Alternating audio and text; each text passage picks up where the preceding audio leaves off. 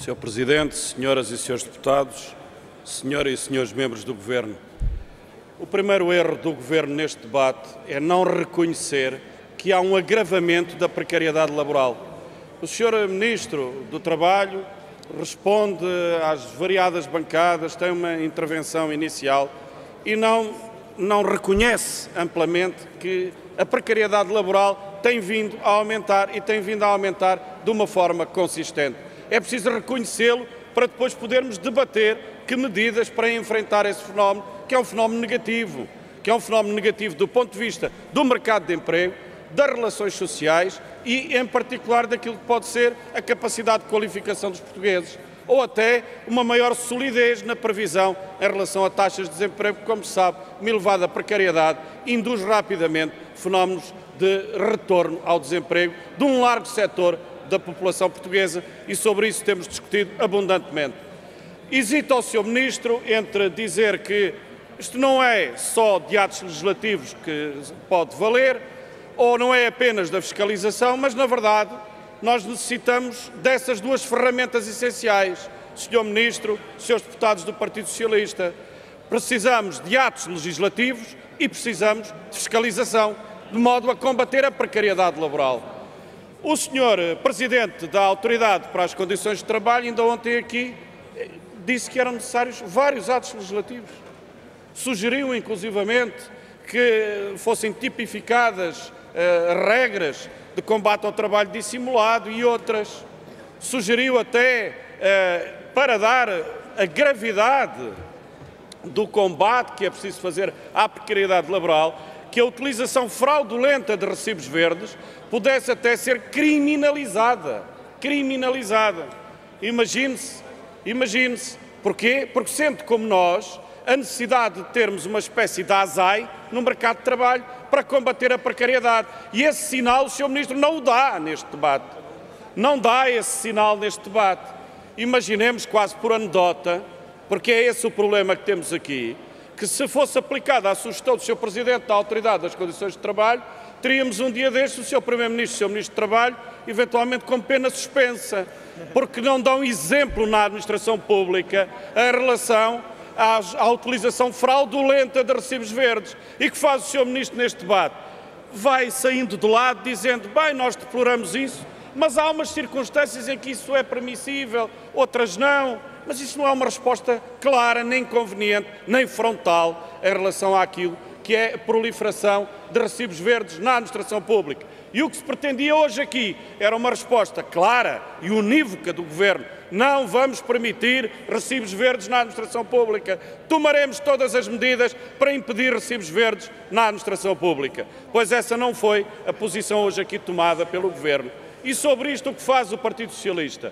Tem-se remetido ao silêncio daquilo que é o essencial deste debate, porque o Sr. Ministro do Trabalho, eu até admito em certas circunstâncias, que não queira dizer que propostas legislativas vai apresentar. Tem-se escondido sempre atrás de todo aquele processo que leva a que já tenhamos 5 anos deste Código de Trabalho e ele nunca mais é alterado. É um bocado como ao concurso dos inspectores. Há um ano, quando aqui fizemos idêntica interpelação, era a grande coisa que o Sr. Ministro trazia, foi o coelho que tirou da cartola. Vamos ter 100 novos inspectores. Passou um ano e hoje diz-nos de uma forma um pouco desabrida. Querem que eu viole a lei dos concursos, mas depois lá vai admitindo que já deu instruções para haver contratações plurianuais. Quanto tempo perdemos, Sr. Ministro? Essa é que é a verdade e essa é a sua dificuldade. Mas admite até que o Ministro tenha dificuldade em apresentar as propostas legislativas de combate à precariedade, veremos a seu tempo, elas não auguram nada de bom, mas o Partido Socialista, que não está vinculado a esses compromissos, aqui, a bancada do Partido Socialista, se tem alguma autonomia, se tem alguma independência política própria, podia abordar as propostas que nós aqui lançámos, nomeadamente aquela que foi aprovada no tempo do Governo Guterres, acerca dos contratos a prazo, e que não permitia a renovação sucessiva ou intercalada de contratos a prazo, que não permitia que uma empresa, dos 6 meses subsequentes à não renovação de um contrato a prazo para essa função, pudesse contratar outra pessoa para esse trabalho. Foram alterações que foram feitas à lei, à legislação de trabalho à época, com os votos de todas estas bancadas. Porque é que o Partido Socialista hoje não tem opinião? A legislação de trabalho e de combate à precariedade, na sua modalidade dos contratos a prazo do tempo do governo de António Guterres, era quê? Era esquerdista? O seu secretário de Estado passou de um jovem secretário de Estado esquerdista para uma pessoa, um ministro já não esquerdista? Tem mais esse pecadilho?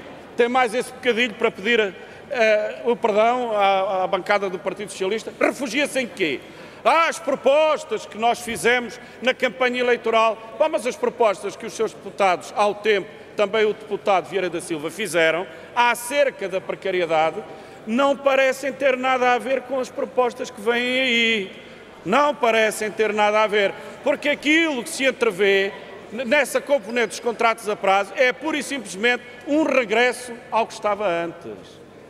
Era um regresso ao que estava antes. E se o que estava antes não serviu ao governo Guterres, porque é que há de servir ao governo Sócrates? É um paradoxo, tantos anos passados. Só que os anos passaram, mas o número de precários na sociedade portuguesa aumentou muito, Sr. Ministro e Srs. Deputados do Partido Socialista. Porque as propostas que o Governo está a preparar no Código de Trabalho no âmbito do combate à precariedade são pura e simplesmente o regresso ao que estava. O Governo Guterres entendeu, reitero, repito, que não eram suficientes. Porque é que será que o Governo Sócrates pretende declarar que são absolutamente suficientes? Esta é a questão que aqui é deixada. Porque quanto ao mais, o Governo foge ao debate, foge ao essencial do debate, foge às alternativas. O Sr. Ministro não quis hoje aqui discutir connosco a precariedade laboral, porque não tem ainda propostas, porque não se abre ao debate político, porque não tem condições do ponto de vista inspectivo, porque não basta dizer aqui aumentaram em tantos por cento as ações. Nós respeitamos isso. É óbvio. A pergunta é outra. É suficiente? Não é. O quadro não está em cerca de metade por preencher de inspectores de trabalho. Não está. Não está desde a tomada de posse deste governo. Esse é que é o drama. Esse é que é o drama de todos aqueles, e sobretudo de uma geração mais jovem de Portugal, que não podem conter-se nas desculpas burocráticas ou nessas desculpas gerais do Governo, porque as suas vidas, Sr. Ministro, Srs. Deputados do Partido Socialista, as vidas dessas pessoas são vidas em suspenso, são vidas precárias. O debate que aqui temos é político, não é um debate burocrático, e é o Partido Socialista e o seu Governo, por completa situação de seguidismo em relação à atitude da maior parte dos empresários que se utilizam do precariado, está a condenar essa geração a vidas suspensas, a vidas precárias.